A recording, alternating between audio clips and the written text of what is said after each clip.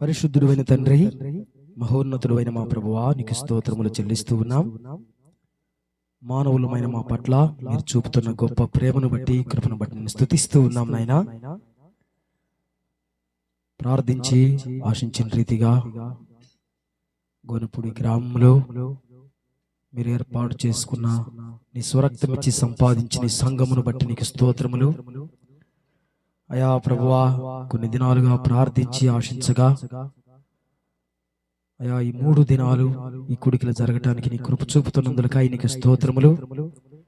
ఈ చివరి కూడికలో, చివరి సెషన్లో మేము ఉంటూ ఉండగా పాటల ద్వారా నీ నామానికి మహిమ తెచ్చుకున్నారు.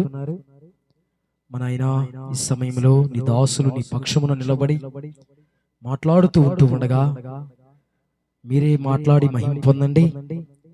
వింటున్న వారికి గ్రహించే మనసును మీరు దయచేయండి. నిత్య జీవానికి నిర్ణయించబడిన వారిని మీ ఏర్పాటులో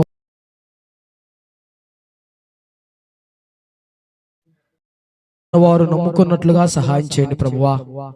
మీరే దేవుడు అని, రక్షకుడు అని నమ్ముకొని ఎందు విశ్వాసం ఉంచడానికి సహాయం చేయండి. సంఘములో చేర్చబట్టని కృప చూపండి ప్రభువా. ఈ సమయంలో నీ దాసులలో బడి నీ వాక్యం అందిస్తూ ఉంటూ ఉండగా ఆత్మపూర్ణులుగా చేయమని, మీరే మహిమ ఘనత ప్రభావాలు పొందుకొనమని ప్రాణనాథుడు మా రక్షకుడునైన యేసు ప్రభు వారి అతి శ్రేష్టమైన నామములో స్తోత్రములు చెల్లించి ప్రార్థిస్తూ ఉన్నాము తండ్రి, ఆమేన్.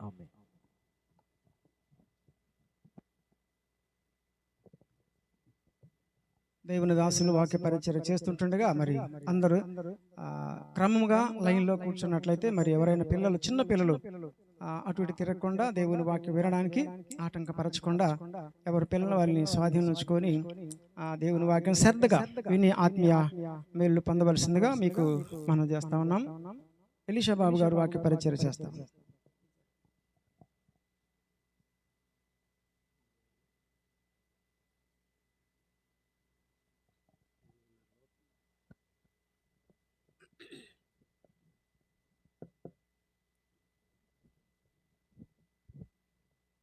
దేవుని వాక్యం చదువుకుందాం. మత్తయి సువార్త 6వ అధ్యాయం.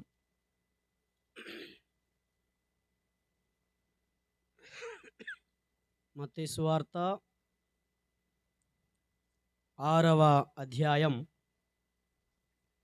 9, 10, 15 వచనాలు చదవాలి, కానీ ఒక మాట నేను అక్కడ చదువుతున్నాను. 10వ వచనం, మత్తయి సువార్త 6వ అధ్యాయం 10వ వచనం. పరలోకమందున్న మా తండ్రి, పరలోకమందున్న మా తండ్రి. మత్తయి సువార్త 23వ అధ్యాయం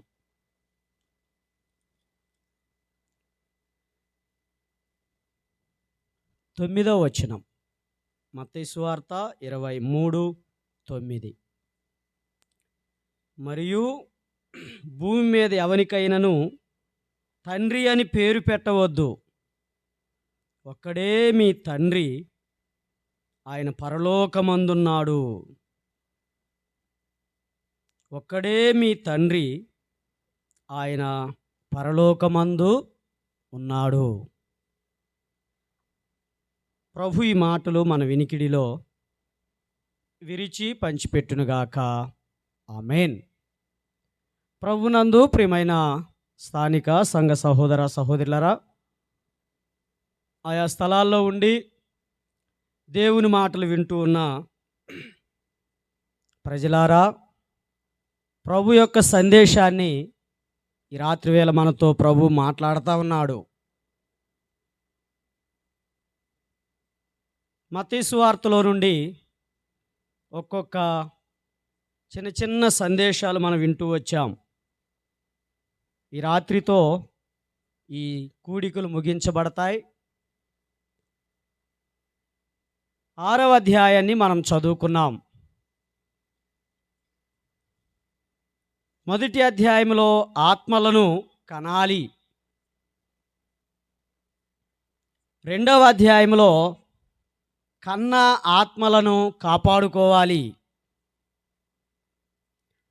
3వ అధ్యాయంలో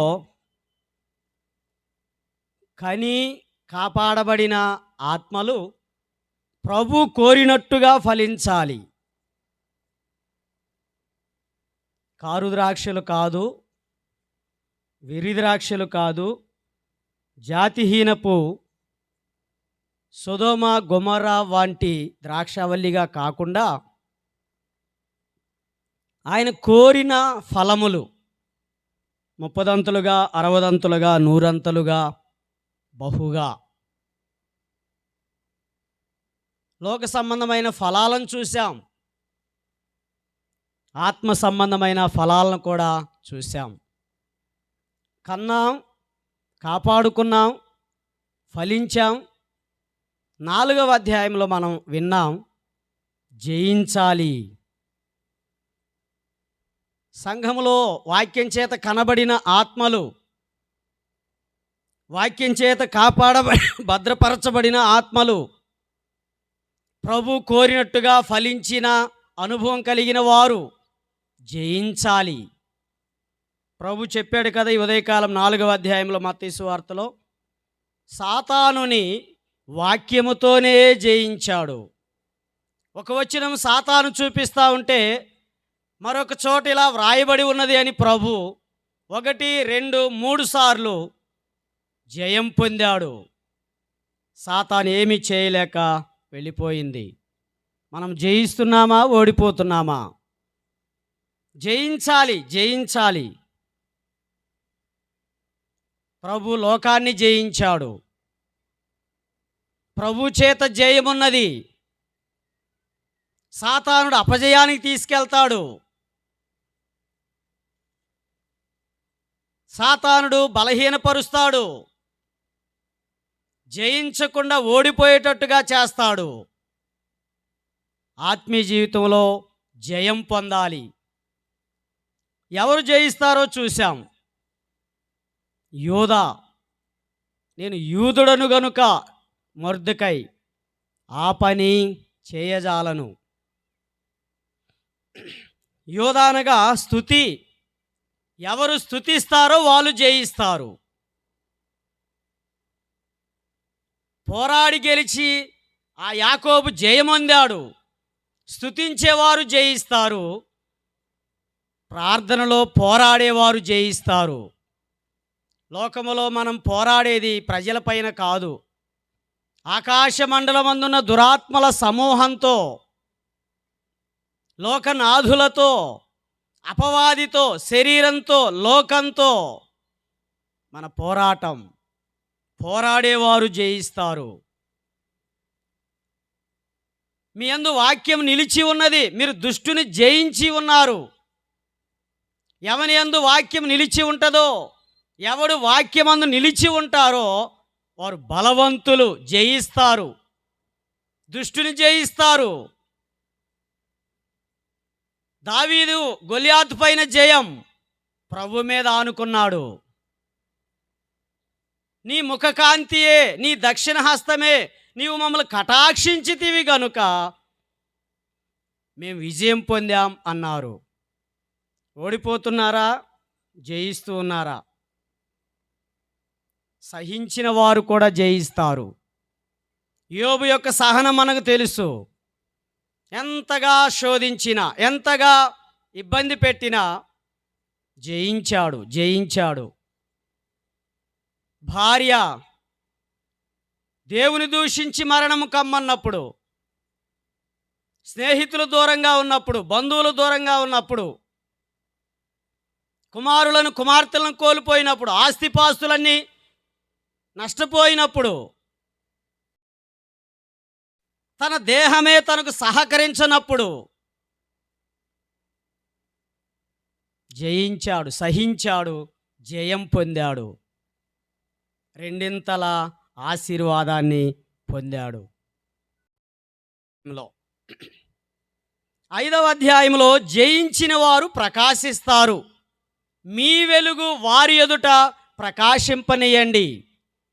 జయం పొందిన వారు మధ్యలో అనౌన్స్ చేస్తే వేదిక మీద అందరి మధ్యలో వస్తూ ఉంటే చప్పట్లు, అందరి చూపు ఆ వ్యక్తి మీదే ఉంటుంది.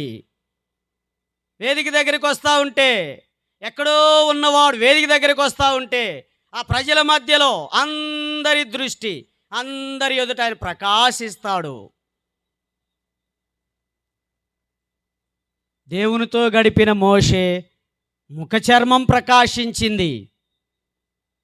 తేనె తిన్న యోనాతాను కన్నులు ప్రకాశించాయి. బుద్ధిమంతులైతే ఆకాశమండలంలో జ్యోతులను పోలిన వారై నిరంతరం ప్రకాశిస్తారు నక్షత్రంలాగా. సూర్యుడు పగలు ప్రకాశిస్తాడు, చంద్రుడు రాత్రివేళ ప్రకాశిస్తున్నాడు. నక్షత్రాలు ఎప్పుడూ ప్రకాశిస్తాయి. పగటి వేళ సూర్య తేజస్సుకు మన కన్నులు అవి చూడటానికి చాలవు కనుక కనబడలేదు, లేవు అనుకుంటున్నాం. నిరంతరం ప్రకాశించేవి నక్షత్రాలు. సూర్యుని వలె కాదు, చంద్రుని వలె కాదు. బుద్ధిమంతులైతే ఆకాశ మండలములోని జ్యోతులని పోలిన వారై నక్షత్రమును పోలి నిరంతరం ప్రకాశిస్తారు. నిద్రించుచున్న నువ్వు మేల్కో, క్రీస్తు నీ మీద ప్రకాశిస్తాడు. జీవవాక్యాన్ని చేత పట్టుకున్నవారు మూర్ఖులకు వక్రజనము మధ్య వారు నక్షత్రాల్లాగా, జ్యోతుల్లాగా ప్రకాశిస్తారు. ఇంతవరకు 5 అధ్యాయాల్లో కొన్ని విషయాలు ప్రభు మన ముందుంచాడు. మీరు అనేక సార్లు ఈ మాటలు చదివారు. నేనేదో క్రొత్త విషయాలు మీకు చెప్పలేదు. ఈ మాటలే మనం అన్వయించుకుందాం. ఈ మాటలను మనం సరిచేసుకోవడానికి ప్రభు మాట్లాడుతున్నాడు. ఈ విషయాలను మన హెచ్చరిక కొరకు మాట్లాడాడు. మరొక్కసారి సరిచేయబడదాం, బలహీనతలు దిద్దుకుందాం, వాక్యానికి విధేయత చూపిద్దాం, వాక్యపు వెలుగులో మళ్ళీ మనం సరిచేసుకుందాం. ప్రభువే మనతో మాట్లాడిన ప్రతి మాటకు లోబడదాం, విధేయత చూపిద్దాం. ఈ రాత్రి వేళ మత్తయి సువార్త 6వ అధ్యాయాన్ని చదివాం. పగటి వేళ 4, 5 అధ్యాయాలు మనం ఆలోచన చేశాం.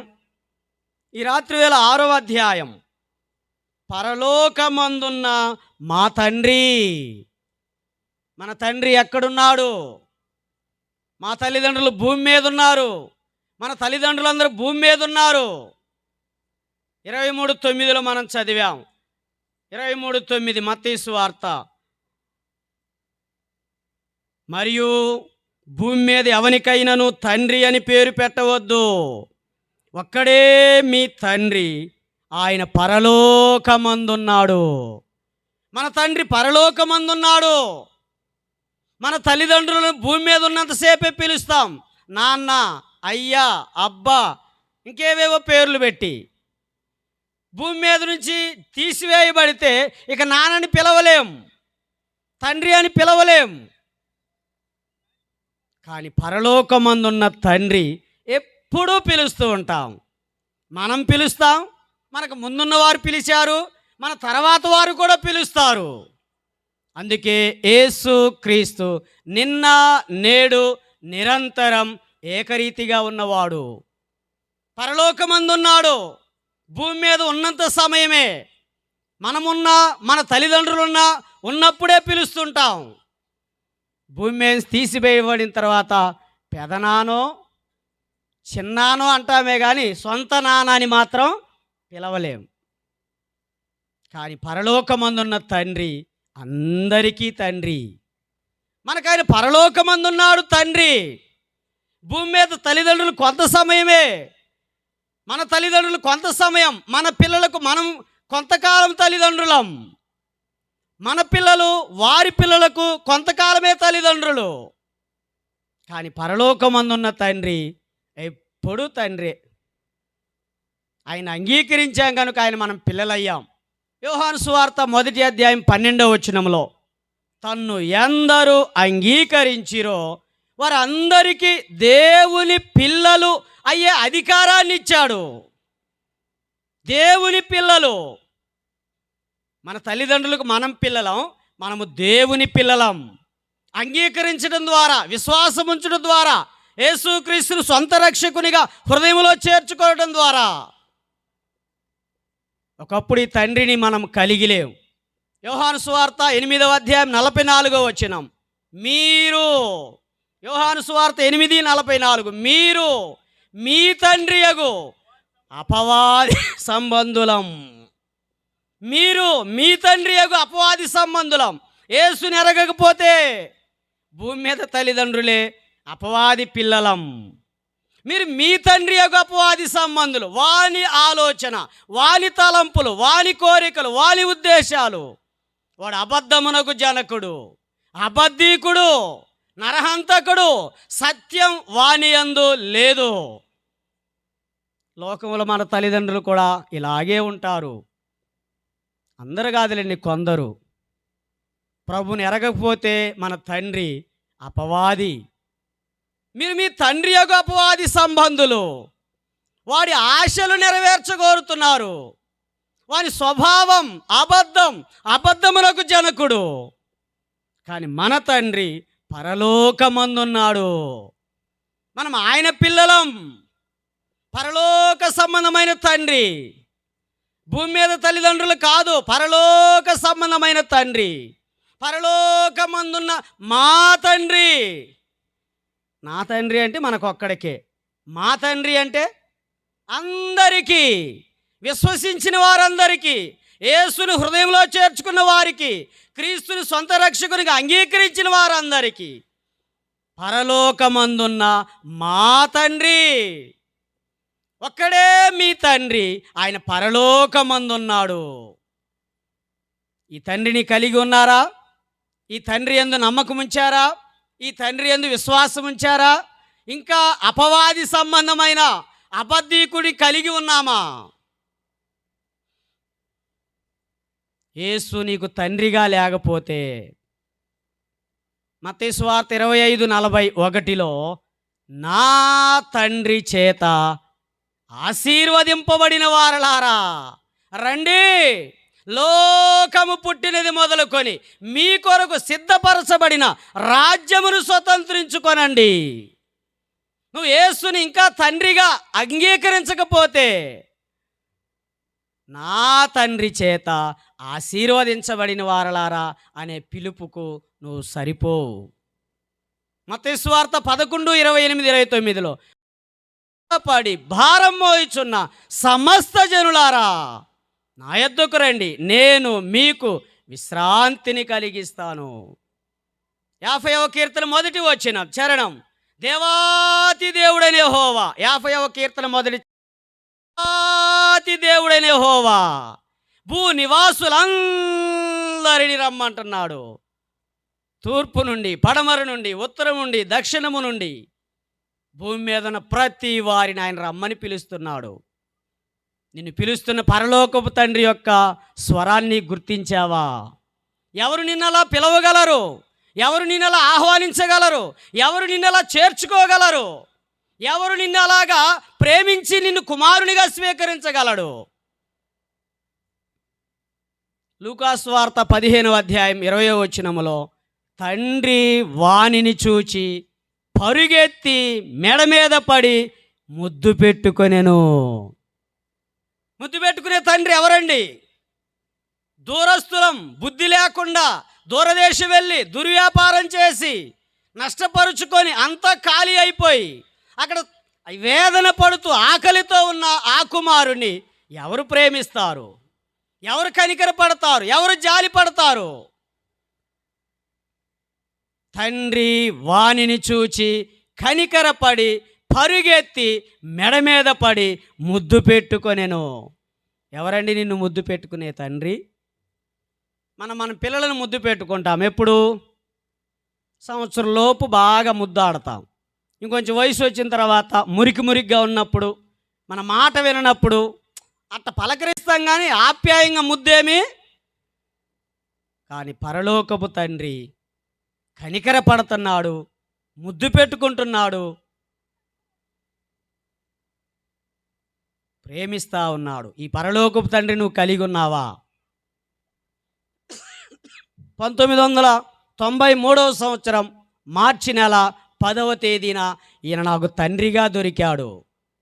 అప్పటి వరకు లోకములో నా ఇష్టానుసారంగా ఉన్నప్పుడు స్వార్థ ద్వారా దైవ సేవకులు స్వార్థ చెప్పగా యేసు క్రీస్తును సొంత రక్షకునిగా అంగీకరించా. ఆయన హృదయంలో చేర్చుకున్న ఆ రోజు నుంచి ఈ రోజు వరకు ఆయన నా పరలోకపు తండ్రి. మా నాన్న బలకపోవచ్చు, ఏదైనా సమస్య వస్తే, కానీ ఆయన ఎల్లప్పుడూ పలుకుతాడు. మొరపెట్టినప్పుడెల్లా, అది అర్ధరాత్రా, తెల్లారా, పొద్దుగుంకా, చీకటబడిందా, ఉరుములు ఉరుముతున్నాయా, పిడుగులు పడుతున్నాయా, ఒకవేళ నిద్ర బాగా పోతాడు తండ్రి, పలకపోవచ్చు, నిద్ర వస్తుందిలే అన్నట్టుగా, అలిసిపోయి ఉన్నట్టుగా. కానీ మన తండ్రి ఇశ్రాయేలును కాపాడువాడు, కునుకడు, నిద్రపోడు. ఈ తండ్రి ఎల్లప్పుడూ పలకరిస్తాడు, ఎల్లప్పుడూ తండ్రిగా ఉంటాడు. ఆయన కునుకని దేవుడు, నిద్రపోని దేవుడు. ఆయన సొంత రక్షకునిగా అంగీకరించా. ప్రభువులో నేను ఆనందిస్తూ ఉన్నా, నేను నా కుటుంబం. మీరు ఆనందిస్తున్నారా? మీరు ప్రభువుని కలిగి ఉన్నారా? ఈ తండ్రిని కలిగి ఉన్నారా? పరలోకమందున్న మా తండ్రి, పరలోకంలో ఉన్నాడు మన తండ్రి. నేను ఇంకా కలిగి లేకపోతే ఇప్పుడైనా ఇదే మిక్కిలి అనుకూలమైన సమయం. ఇది రక్షణ దినం. నువ్వు ఏ స్థలంలో ఉండి వాక్యం వింటున్నా, నీ హృదయాన్ని దేవుని వాక్యానికి హృదయం ఇస్తే ఇది మిక్కిలి అనుకూలమైన సమయం. ఇది రక్షణ దినం. నేడు ఇంటికి రక్షణ వచ్చింది అని జక్క ఇంటితో చెప్తే ప్రభు అంటున్నాడు, నేడు ఈ ఇంటికి రక్షణ వచ్చిందంటూ ఇతడును అబ్రహాము కుమారుడే. నువ్వు విశ్వసిస్తే తండ్రి అయిన దేవునికి కుమారుడవు, కుమార్తెవవుతావు. ఆ పరలోకపు తండ్రిని నువ్వు కలిగి ఉంటావు. ఎంత ధన్యత! భూమి మీద ఉన్నంతసేపు పరలోకపు తండ్రి, భూమిని విడిచి పరలోకం వెళ్తే ఇంకా ప్రభువే మన ఎదుట ఎల్లప్పుడూ, నిరంతరం, యుగయుగాలు, శాశ్వత కాలం, అంతము లేని కాలం, సమయం తెలియని కాలం, జీవితమునకు ఆది, జీవానికి అంతము లేని కాలం. ఆ ప్రభుతో మనం ఉండబోతున్నాం. మీరు కలిగి ఉన్నారా ఈ తండ్రిని? ఇప్పటికైనా, ఈ రాత్రి వరకైనా ప్రభువుని తండ్రిగా కలిగి లేకపోతే ఇప్పుడైనా హృదయంలో చేర్చుకోనండి. ఇది మిక్కిలి అనుకూలమైన సమయం. ఇది రక్షణ దినం. రేపేమి సంభవించునో తెలియదు. ఇంత గొప్ప రక్షణను ఉచితంగా ఇచ్చే రక్షణ, ఖర్చు పడాల్సిన పని లేదు, శ్రమ పడాల్సిన పని లేదు, బాధపడాల్సిన పని లేదు, నష్టపోవాల్సిన పని లేదు. యేసు ప్రభువా, నేను పాపిని, నా పాపమును క్షమించు, నన్ను నీ కుమారునిగా చేర్చుకో, నన్ను నీ కుమార్తెగా చేర్చుకో. సూక్ష్మములో మోక్షం, ఖర్చు లేనిది, ఉచితంగా ఇచ్చేది. ఇంత గొప్ప రక్షణను మనం నిర్లక్ష్యం చేసి ఎలాగ తప్పించుకుంటావు? రాబో ఉగ్రత, పరసంబంధమైన ఆశీర్వాదాలు దేవుడు నీ కొరకు సిద్ధం చేసి పెట్టాడు. ఈయనను తండ్రిగా కలిగి ఉంటే కొన్ని అనుభవాలు మనం కలిగి ఉంటాం.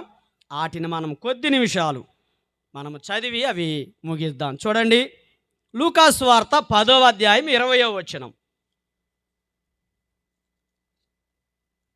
అయినను దయ్యములు మీకు లోబడుచున్నవని సంతోషింపక, మీ పేరులు పరలోకమందు వ్రాయబడి ఉన్నవని సంతోషించండి.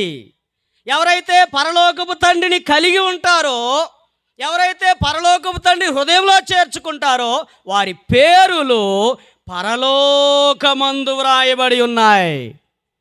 ఆధార్ కార్డులో ఉన్నాయి, రేషన్ కార్డులో ఉన్నాయి, పొలం పాస్ పుస్తకాల్లో ఉన్నాయి, ఇంకెక్కడెక్కడో ఉన్నాయి మన పేర్లు. మీ పేర్లు పరలోకమందు వ్రాయబడి ఉన్నాయా? ప్రకటన గ్రంథంలో ఆయన అంటాడు, ఎవని పేరైనను జీవగ్రంథమందు వ్రాయబడినట్టు కనబడని ఎడల వాడు అగ్నిలో పడవేయబడతాడు. నీ పేరు పరలోకంలో వ్రాయబడిందా? నీ పేరు పరలోకంలో చేర్చబడిందా?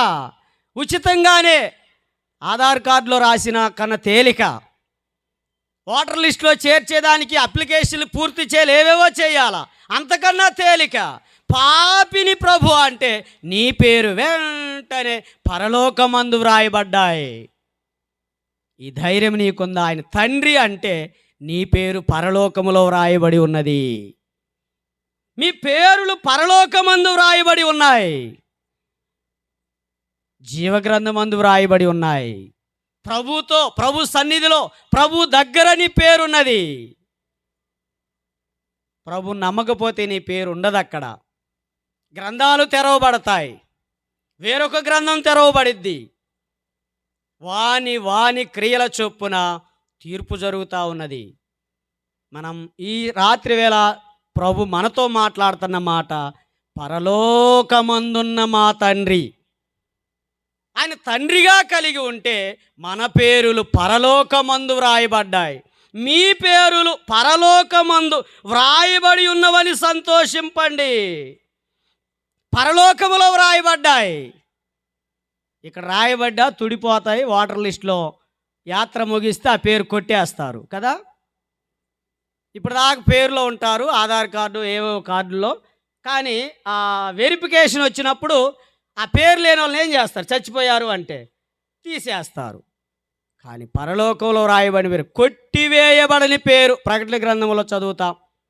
నిత్యమైన పేరు యెషయా గ్రంథంలో చదువుతాం. క్రొత్త పేరు యెషయా గ్రంథంలో చదువుతాం.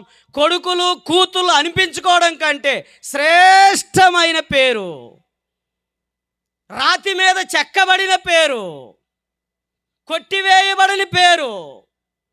మీ పేరులు పరలోకమందు వ్రాయబడి ఉన్నాయని సంతోషించండి. మొదట మనం పరలోకపు తండ్రిని స్వాధీనం, ఆయన కుమారుడుగా కుమార్తెగా నువ్వు చేయబడితే నీ పేరు పరలోకములో వ్రాయబడుతుంది. ఎఫెసీయులకు రాస్తూ పౌలు 2వ అధ్యాయం 7వ వచనం, పరలోకమందు కూర్చుండబెట్టబడి ఉన్నాం. 7వ వచనం ఎఫెసీయులకు రాస్తూ 2:7, క్రీస్తు యేసు నందు మనలను ఆయనతో కూడా లేపి పరలోకమందు ఆయనతో కూడా కూర్చుండబెట్టెను. ఇందాక రాజారావు అన్న పెద్దలు చెప్తూ ఈ మాట చెప్పారు. ఆయనతో కూడా అక్కడ కూర్చుండబెట్టబడ్డాం. ఇక్కడ ఉన్నంత సమయం ఉంటాం.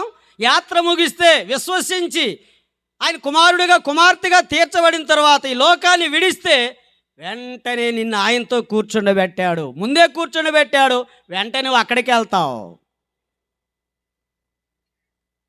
క్రీస్తు యేసునందు మనలను ఆయనతో కూడా లేపి, ఆయన మృతి పొంది తిరిగి లేచాడని మనం విశ్వసించాం.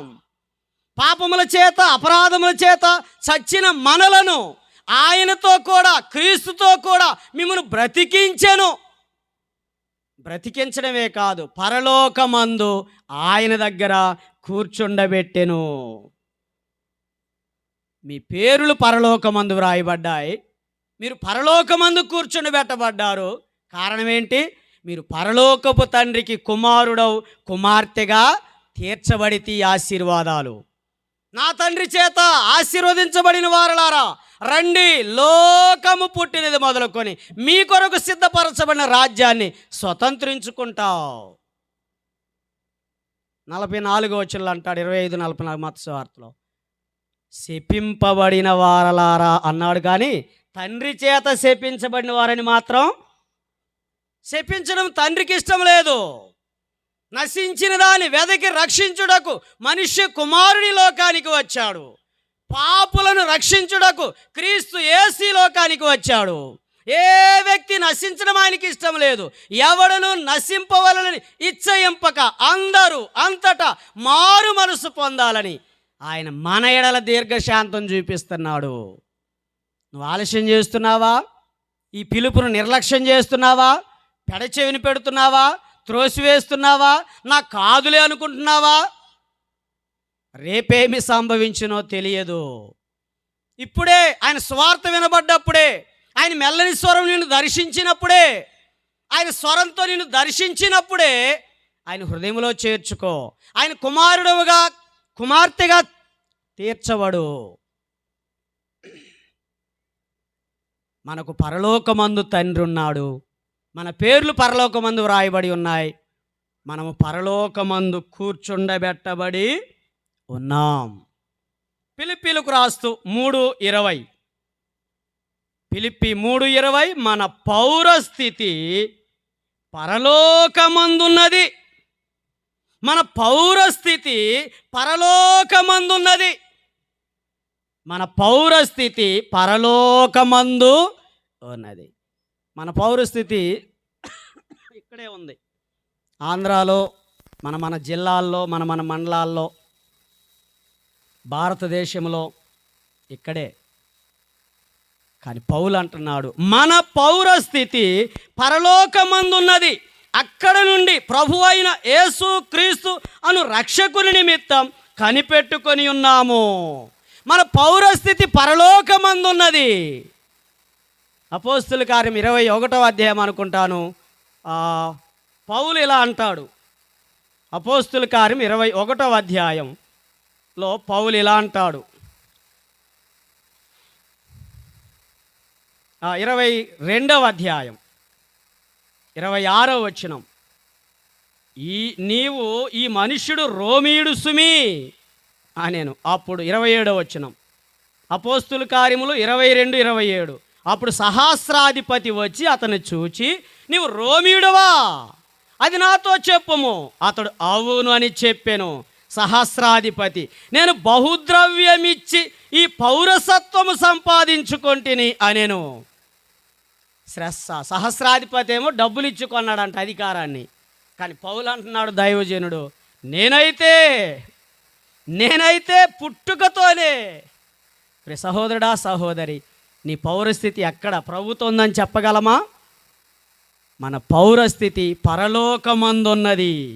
మన పౌరస్థితి పరలోకమందున్నది. ఇక్కడ ఉన్నా లేకపోయినా, ఉన్నంతకాలం ఉన్నా నీ స్థితి, పౌరస్థితి పరలోకమందున్నది. ఫిలిప్పీలకు రాస్తూ అన్నాడు 3:20, మన పౌరస్థితి పరలోకమందున్నది. నీ పౌరస్థితి ఎక్కడున్నది? పరలోకపు తండ్రిని కలిగి ఉన్నావా? ఆయన కుమారుడుగా, కుమార్తెగా తీర్చబడ్డావా? నీ పేర్లు పరలోకమందు రాయబడ్డ ధైర్యం, నిరీక్షణ, ఆ ధైర్యం నీకున్నదా? నువ్వు పరలోకమందు కూర్చుని పెట్టబడ్డావన్నా ఆ బలం, ఆ ధైర్యంతో నీ ఉన్నావా? చాలామంది అంటుంటారు, చచ్చిపోతే తక్కిడో బిక్కిడో, గాలి గాలిలో కలుస్తుంది, ధూళి ధూళిలో కలుస్తుంది. మొన్న అయినది వెనకటేలో మంటికి చేరును, ఆత్మ దయచేసిన దేవుని యొద్దకు చేరునని మట్టేస్తాం అక్కడ. ప్రభువా, ఈ శరీరాన్ని మట్టికి అప్పగిస్తున్నామయ్యా అని. గాలి గాలిలో కాదు, ధూళి ధూళిలో కాదు.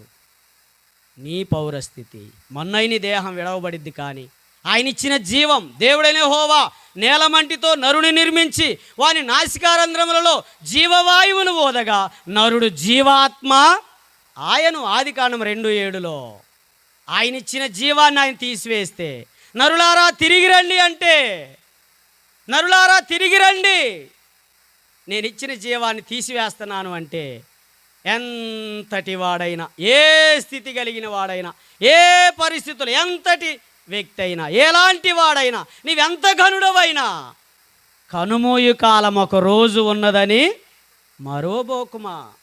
మేడమిద్దెల మీద ఉన్నా, బండపరుపు మీద ఉన్నా, పట్టెపరుపుల మీద ఉన్నా, రకరకాల పరిస్థితులు, అందచందాలున్నా, బుద్ధి జ్ఞానం ఏవేవోనూ కలిగి ఉన్నా, ఎంతటి వాడవైనా, ఎలాంటి వాడవైనా, ఒక దినం నీకు లోకాన్ని విడిచే జీవితం ఉన్నది. విడవక మునిపే ఆ పరలోకపు తండ్రికి కుమారుడిగా, కుమార్తెగా తీర్చబడాలనే ప్రభు మీతో ఈ సందేశాన్ని వినిపిస్తున్నాడు. ఇంకా నిర్లక్ష్యం చేస్తున్నవారు, ఇంకా వాయిదాలు వేస్తున్నవారు, ఇంకా త్రోసివేస్తున్నవారు, ఇంకా పెడచెవిని పెడుతున్నవారు, ఈ మాటలు విన్న తర్వాత అయినా నీ హృదయాన్ని దర్శిస్తూ ఉంటే, నీ హృదయం అనే తలుపు తడతా ఉంటే,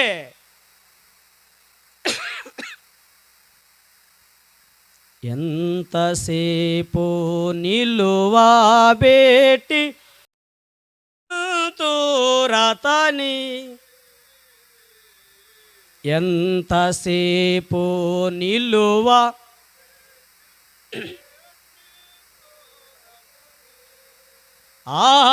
ఆతాడెంతో దయచే పిలచుచున్న ఇప్పుడు,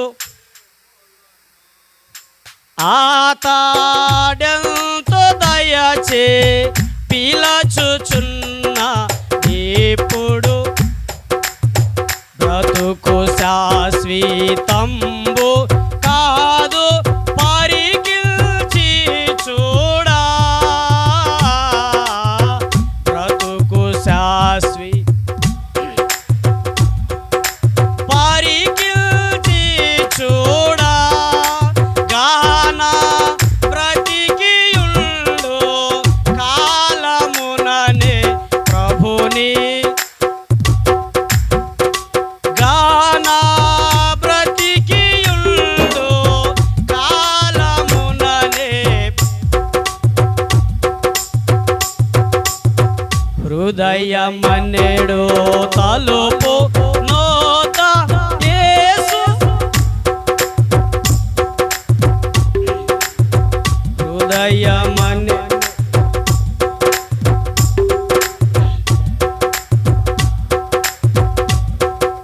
నిలచి సదయు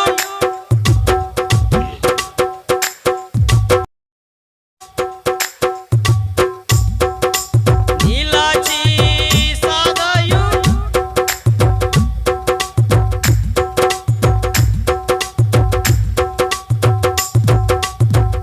ఎంతసేపు నిలవబెట్టి ఏడిపిస్తారు ప్రభుని. బ్రతుకు శాశ్వతం కాదు,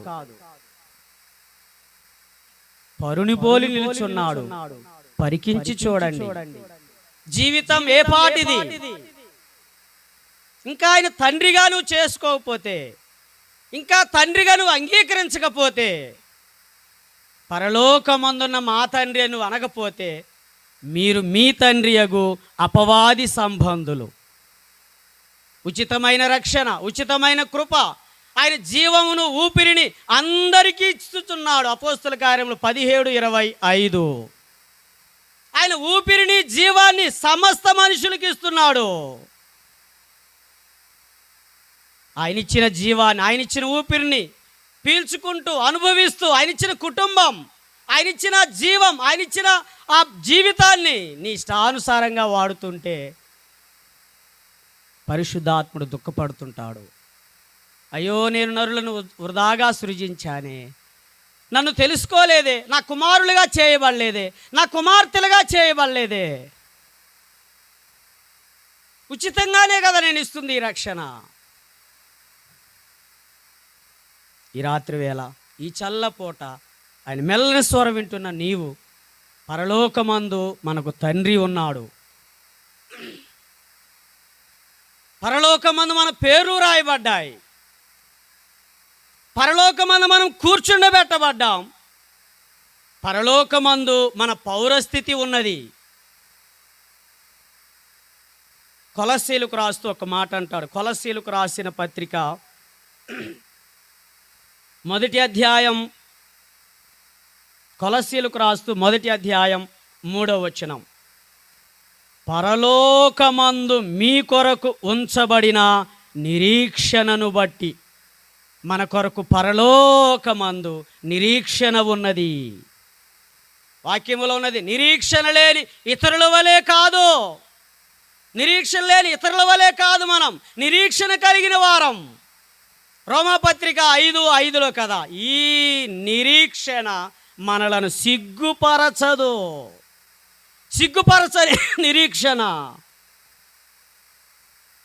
పరలోకమందు మీ కొరకు ఉంచబడిన నిరీక్షణ. నిరీక్షణ లేని వారం కాదు మనం. సిగ్గుపడని నిరీక్షణ. పేతురు రాస్తూ అంటాడు చూడండి, పేతురు రాస్తూ మొదటి పత్రిక 1వ అధ్యాయం 5వ వచనం, కడవరి కాలమందు బయలుపరచబట్టుకు సిద్ధముగా ఉన్న రక్షణ మీకు కలుగునట్లు విశ్వాసం ద్వారా దేవుని శక్తి చేత కాపాడబడు మీ కొరకు ఆ స్వాస్థ్యం పరలోకమందు ఉన్నది, భద్రంగా ఉన్నది. స్వాస్థ్యం, నిరీక్షణ ఉచితంగానే ఆయన ఊరికే మనకిస్తున్నాడు. విశ్వసిస్తే చాలు. పాపిని ప్రభు అంటే చాలు. అయ్యా, నీ శిలువ మరణ పునరుద్ధానాన్ని విశ్వసిస్తున్నానయ్యా, నేను నిన్ను నమ్ముకుంటున్నానయ్యా, నా కోసం పరలోకం నుండి భూమి మీదకి దిగి వచ్చావు. దేవాతి దేవుడవు, పరిశుద్ధ దేవుడవు, ఉన్నత స్థితి కలిగిన దేవుడవు. నన్ను ప్రేమించి నా పాప శాపగ్రస్తమైన రోత జీవితాన్ని క్షమించడానికి అమూల్యమైన, నిర్దోషమైన, పరిశుద్ధమైన రక్తం నా కొరకు కార్చావయ్యా. ఆ రక్తధారలో నా పాపములు కడుగు. యేసు రక్తం ప్రతి పాపము నుండి నిన్ను పవిత్రగా చేస్తుంది. యేసు రక్తం, మేకల రక్తం కాదు, కోడెల రక్తం కాదు, ఎడ్ల రక్తం కాదు. నీకోసం పరలోకుండి దిగి వచ్చి మానవ శరీర ఆకారం ధరించి కలువరి శిలువలో ప్రాణమర్పించి తలపైన ముండ్ల కిరీటం, చెంపలు పెరికేవానికి వెంట్రుకలు అప్పగించి, పిడిగుద్దులు, ఉమ్మివేతలు, చేతులలో శీలలు, పాదములో శీల, వీపంతా చీల్చబడితే ఏ వ్యక్తి నిన్ను అలా ప్రేమించగలడు? ఏ వ్యక్తి నిన్ను అంతగా ప్రేమిస్తాడు? నీకోసం స్వాస్థ్యం పరలోకమందు దాచిపెట్టాడు. ఇంకా ఆయన్ని ప్రేమను నిర్లక్ష్యం చేస్తావా? ఆయన ఉచిత కృపను త్రోసివేస్తావా? అపోస్తుల కార్యం 13:46లో తమ్మును తామే నిత్య జీవమునకు అపాత్రులుగా ఎంచుకొనిరి. దేవుడేమో నిత్య జీవం ఇవ్వాలంటే వాళ్ళు తమకు తామే నిత్య జీవానికి అపాత్రులుగా చేసుకున్నారు. త్రోసివేస్తున్నావా? నిర్లక్ష్యం చేస్తున్నావా? నీకోసం పరలోకమందు తండ్రి ఉన్నాడు. మన పేర్లు పరలోకమందు వ్రాయబడ్డాయి. మనం పరలోకమందు కూర్చుండబెట్టబడ్డాం. మన పౌరస్థితి పరలోకమందు ఉన్నది. పరలోకమందు ఉంచబడిన నిరీక్షణ, సిగ్గుపడని నిరీక్షణ, సిగ్గుపరచని నిరీక్షణ. తీతుకు రాస్తా అంటాడు, శుభప్రదమైన నిరీక్షణ. వచ్చినా మీకు తెలుసు కనుక ఒక అట్లా జ్ఞాపకం చేస్తున్నా. శుభప్రదమైన నిరీక్షణ, శుభప్రదమైన నిరీక్షణ. చివరిగా వచ్చిన అని చదివి నేను ముగిస్తాను.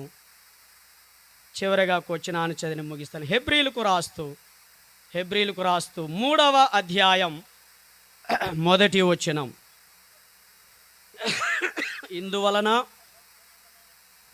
పరలోక సంబంధమైన పిలుపులో పాలు పొందిన పరిశుద్ధ సహోదరులారా. పరలోక సంబంధమైన పిలుపు. వివాహానికి పిలిస్తే అదొక పద్ధతి, ఏదో ఫంక్షన్కి పిలిస్తే అదొక పద్ధతి, మీటింగ్స్ పిలిస్తే అదొక పద్ధతి, ఒక అధికారులు మళ్ళీ పిలిస్తే అదొక ఆనందం. ఎమ్మెల్యే, ఎంపీ, ముఖ్యమంత్రి, ప్రధానమంత్రి. ఈ రాత్రి వేళ ప్రభు నిన్ను పిలుస్తున్నాడు. పరలోక సంబంధమైన పిలుపులో పాలు. ప్రభుని అంగీకరిస్తే పాలు, ప్రభుని స్వీకరిస్తే పరలోక సంబంధమైన పిలుపులో పాలు. నువ్వు ఇంకా త్రోసివేస్తే పాలును పోగొట్టుకుంటావు. ప్రభు అంటాడు, నేను నిన్ను కడుగని ఎడల నాతో నీకు పాలు. ఈ వాక్యం అనే నీటి చేత నీ హృదయాన్ని కడుగోకపోతే, శుద్ధి చేసుకోకపోతే, సరి చేసుకోకపోతే పరలోక సంబంధమైన పిలుపులో నీకు పాలుండదు. నీకోసం ఉచితంగా సిద్ధపరిచిన రక్షణ, పాప క్షమాపణ, నిత్య జీవం, పరిశుద్ధ జీవితం, ఇదంతా త్రోసివేస్తావా? ఇదే మిక్కిలి అనుకూలమైన సమయం. ఇది రక్షణ దినం. ఇప్పుడైనా యేసుని అంగీకరించండి. రేపేమి సంభవించునో తెలియదు. ఇది మిక్కిలి అనుకూలమైన సమయం.